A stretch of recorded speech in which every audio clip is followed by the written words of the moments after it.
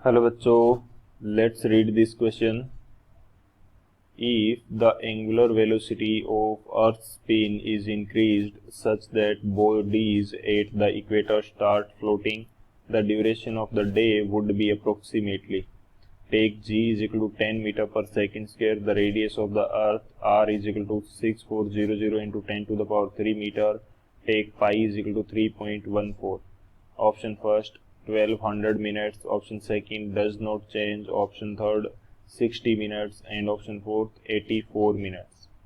ठीक है, यहाँ पे हमें दे रखा है कि अर्थ का जो स्पिन है उसकी वेलोसिटी, उसकी एंगुलर वेलोसिटी जो है इंक्रीज हो जाती है कुछ इस प्रकार से कि इक्वेटर पे रखी हुई जो बॉडीज है वो फ्लोट करने लगती है।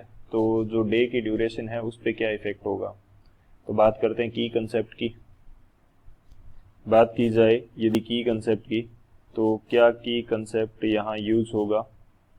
की कंसेप्ट, तो यदि हमारे पास कोई ऑब्जेक्ट फ्लोट करने लग रही है तो उसका मतलब क्या है कि उसके ऊपर जो लगने वाला ग्रेविटेशनल फोर्स है वो सेंट्रीपिटल फोर्स के इक्वल हो गया, तभी वो फ्लोट करेगी।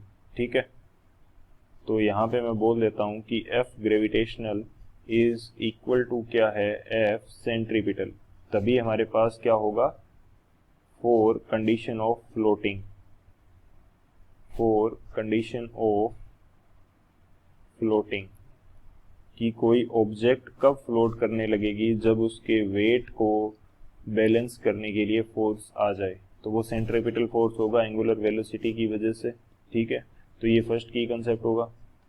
सेकंड मैं बात करता हूँ कि जो सेंट्रीपिटल फोर्स है वो कितना रहेगा इक्वेटर के ऊपर, वो रहेगा m ओमेगा स्क्वेयर आर। कोई m मास की ऑब्जेक्ट है उसके ऊपर कितना रहेगा, m ओमेगा स्क्वेयर आर रहेगा। तो ये कहाँ पे है, एट इक्वेटर, एट इक्वेटर।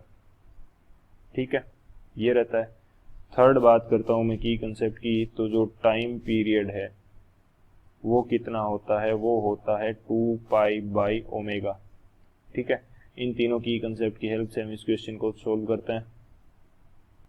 बात की जाए यदि सॉल्यूशन की, तो हम क्या करते हैं, सबसे पहले जो ऑब्जेक्ट का वेट है यानी कि एफ जी, उसके ऊपर जो ग्रेविटेशनल फोर्स होगा उसको हम एम जी लिखेंगे, यानी कि वेट उसका, वो किसके इक्वल हो जाएगा, एम ओमेगा स्क्वेयर आर के इक्वल। एम से एम हो जाएगा कैंसिल आउट, तो यहाँ से जो ओमेगा स्क्वेयर निकल के आएगा वो आ जाएगा जी बाई आर।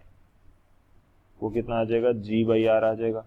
तो यहाँ से यदि आप ओमेगा निकालोगे तो वो आ जाएगा under root of G by are.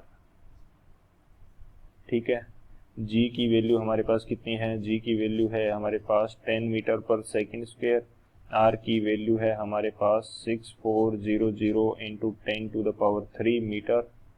So omega जो है ये हमारे पास निकल के आएगा 1/800, 1/800।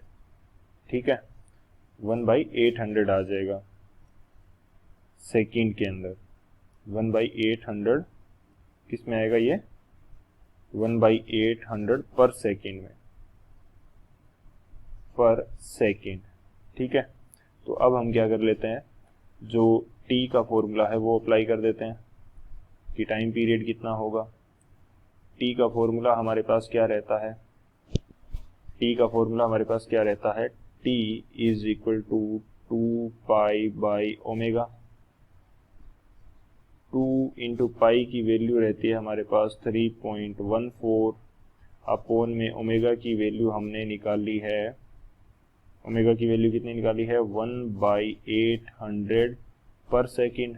तो जो पर सेकेंड है वो चला जाएगा ऊपर, तो ये आ जाएगा यहाँ पे सेकेंड में। ठीक है, तो इसको सोल्व कर लेते हैं। 2 इंटू 3.14 और नीचे वाला 800 भी चला जाएगा ऊपर, तो ये आपके पास टाइम पीरियड लगभग निकल के आ जाएगा 5027 सेकेंड।